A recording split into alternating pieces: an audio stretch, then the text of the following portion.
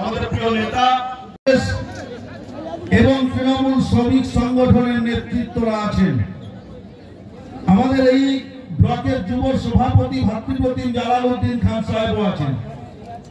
সকলকে আমার পক্ষ থেকে, সর্বভারতীয় তৃণমূল কংগ্রেসের পক্ষ থেকে, জননেত্রী দেশনেত্রী মমতা বন্দ্যোপাধ্যায়ের পক্ষ থেকে, আমাদের নেতা সাংসদ অভিষেক বন্দ্যোপাধ্যায়ের পক্ষ থেকে জাতীয়তাবাদী অভিনন্দন, নমস্কার, প্রণাম, সালাম আদাব নিবেদন করি।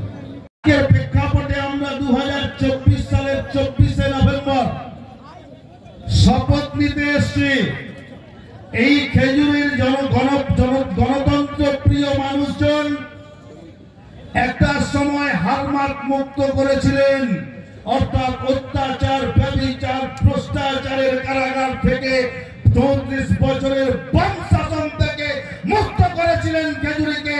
আর আজকে আমরা শপথ নেব এই খেজুরের মাটি থেকে কবে উন্মাদদের তাড়িয়ে উন্মাদ মুক্ত দিবস পালন করব, এই শপথ নেওয়ার জন্য আমরা প্রত্যেকে এসেছি।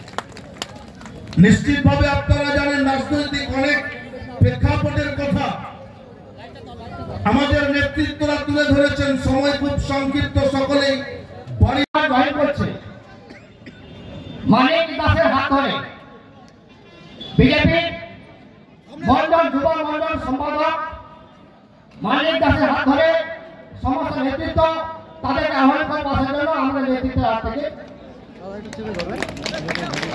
জয়েন করা, সবাই কাছে বলুন জয়েন করা আমাদের উত্তরদা এবং জেলা সভাপতি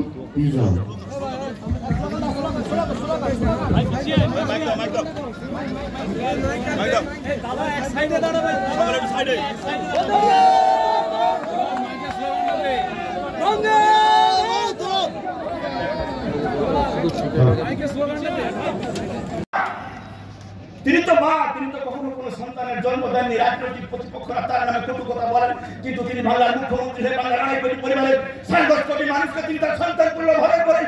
তিনি কখনো তৃণমূল কংগ্রেস দেখেন না, তিনি কখনো কংগ্রেস দেখেন না, তিনি কখনো বিজেপি দেখেন না, তিনি কখনো সিপিএম দেখেন না। কিন্তু প্রতিনিয়ত প্রতি সেকেন্ডে প্রতি পদে মমতা বন্দ্যোপাধ্যায় ডেভেলপমেন্ট বাংলার প্রত্যেকটা ঘরে পৌঁছায়। কেন জিতবো না? কোথায় দুর্বলতা? আমি শুধু একটু অনুরোধ করবো, আগামী কয়েকটি দিন পরে আপনাদের গ্রাম পঞ্চায়েত এলাকায় প্রত্যেকটা বুথে বাড়ি বাড়ি যাব, আপনাদের সঙ্গে নেব, সঙ্গে নিয়ে কোথায় চলার পথের ভুল আছে সেইটা শুধরানোর চেষ্টা করব। আসুন আমরা সকলে সম্মিলিত হই, খেজুরের মানুষকে সঙ্গে নিয়ে মমতা বন্দ্যোপাধ্যায়ের দল সর্বভারতীয় তৃণমূল কংগ্রেসকে সম্মিলিত করার লক্ষ্যে আগামী দিনে ঝাঁপিয়ে পড়বো। আপনাদের সঙ্গে থাকার অঙ্গীকার করে আমার ক্ষুদ্র নিবেদন এখানে শেষ করলাম। জয় হিন্দ, বন্দে মাতরম।